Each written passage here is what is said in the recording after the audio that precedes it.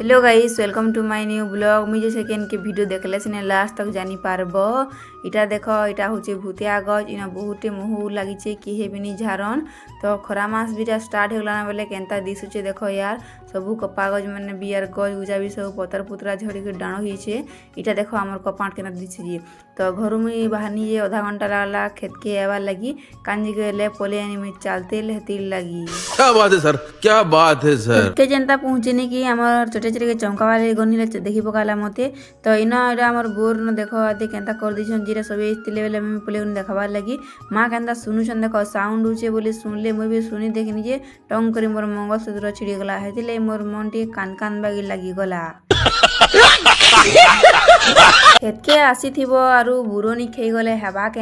हेतिले पले गनी मी बुरो को देखी करी आउ नर्दी नर्दी गनी आउ टप टप बेटी करी खावा लगी पड़नी। मते देखी कर पले आला आमर टकुलुआ देखो केनता दिसছে तार हालत जे सिरमेट खेली कर एंता करछे। बेले गुटे कि दुइटा धरे देनी आ तार मुड़े हेट टंकिड़ी बजे देनी।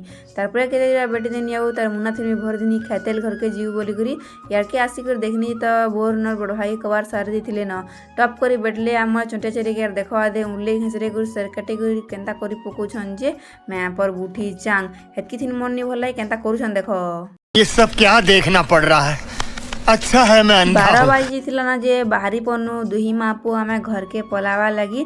तो वीडियो एतकी थिला भल लागला बेला लाइक और फॉलो करवा नि भूलबो।